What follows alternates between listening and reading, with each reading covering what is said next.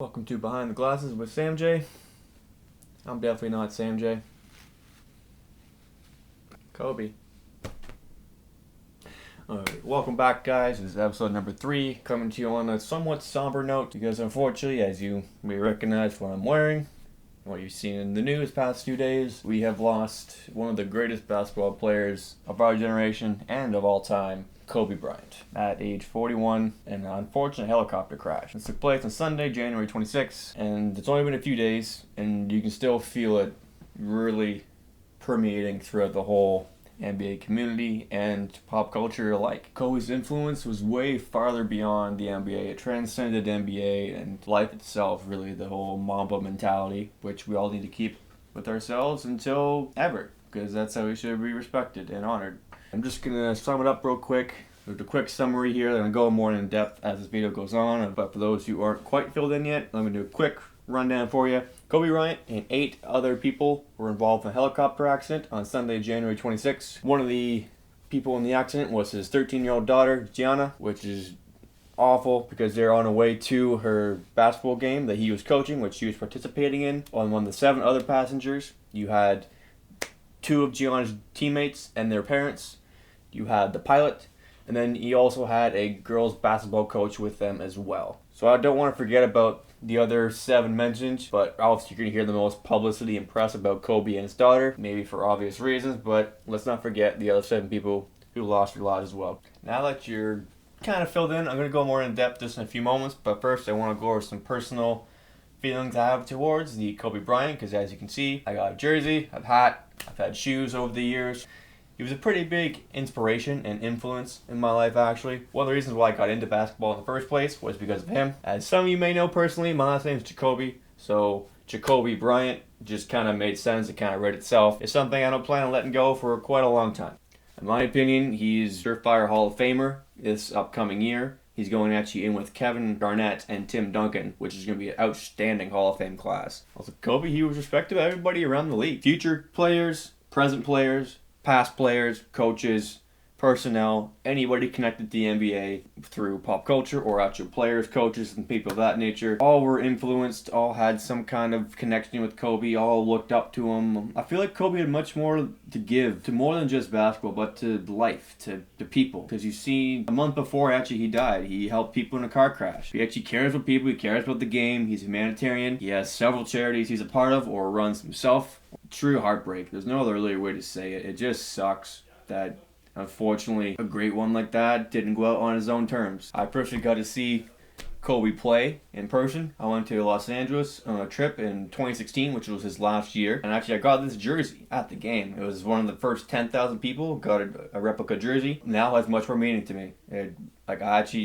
I actually have goosebumps talking about this right now. Like, I'm honestly picturing myself back in there watching him like it was, honestly felt like just the other day, even though it was almost 4 years ago now. I wrote some notes down for this, but I'm still a little scattered trying to get everything how I feel about Kobe out. It's still pretty recent, and again, it's not like I actually knew him, but a lot of people have been in the same boat as myself. You all had some kind of respect and admiration for him. And also, the numbers, just go look at numbers for Kobe.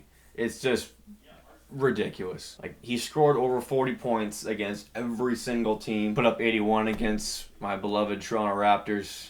Yikes. MVP, Finals MVP, All-Star Game MVP. Actually, the second most All-Star Game MVPs of all time. He played for 20 years, 15-time All-NBA, 12-time All-Defense, 5-time NBA champion, 2 times Finals MVP, and a 2-time scoring champ. So that alone tells you a lot. And it's not like he was not a selfish player, but if he could score so well, why would he pass? Like, it's just something that if you watched him play, you understood why he didn't really need to pass all the time, because he could just score himself no problem. Now that I've gone over some of my personal feelings towards Kobe Bryant, I'm going to kind of go over some more details that are coming out about the crash and everything that's falling out after the events of Sunday. Since a few days has gone by since the accident, more details are coming out, slowly but surely, but let's go over them from the few that I've dug out so far. The pilot flying the helicopter was actually a very seasoned and very adept pilot. As of July 19th, I'm looking at the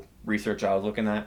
As of July 19th, 2019. He had over 8,200 hours of flight experience. The pilot and the passengers on the plane had to kind of circle around for about 12 minutes from what I've been reading so that they could get the proper clearance to fly, because that day was very, very foggy outside, and all the emergency, anything air control related, was grounded that day. It was what it was. The pilot had to get a special clearance, a SVFR clearance. Let's break down that short form there, y'all. Special Visual Flight Rules. Now, this asking for a clearance, no, it's not rare, but it is not recommended by several aviation experts for probably obvious reasons. You don't want to get clearance to go fly into bad weather. For whatever reason, this was deemed a good idea. However, as the pilot was taking off, the radar was saying that the pilot was too close to the ground to properly communicate with air control. So as the pilot was climbing higher and higher, unfortunately, the radar said he got to about, I think, 2,400 feet above sea level, if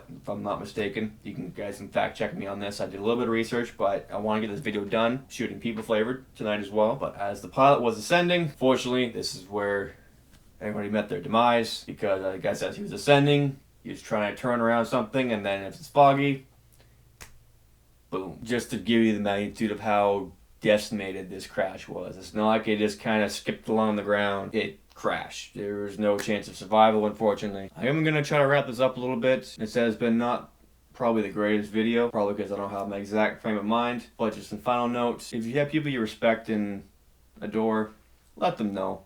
Let them know before it's too late, or before you can't, because a lot of times that's the hardest part, is not being able to tell somebody something you wanted to. Don't let Kobe's spirit or mom mentality die. That's something we need to carry on. I know he would want us to keep that carrying on. I just want to go over a couple of small things that you can expect in the next video. This video was just a Kobe video, essentially. Next video, you can expect the NBA All-Star reserves. I'm going to go over them for each conference. Also, I'm going to do my Super Bowl breakdown episode as well. You can expect that probably the next couple days. I want to get up for you before the weekend starts, and I'll get my breakdown of the Super Bowl by position and my final score. This has been a kind of a rough episode. The edits might be a little rough. My speech might be a little bit rough. I had to kind of try to wrap my head around this. I still want a few more days to think about it, but I want to get this out for you guys to enjoy. Plus, I haven't put out a video in a little while. Also, I want to shout out to the lads in Ottawa. The lads, shout out to Ryan and Chris. I was seeing them on the weekend. Always good to catch up with the boys. Yeah, that's probably just about it for me today, folks. This is my little thank you to Kobe video, kind of summarizing some of the things that happened, breaking down a couple of things for you guys. Keep trying to push yourself to put videos out. And yeah, I'm going to tip my cap to Kobe. Kobe fashion. Kobe. Nice.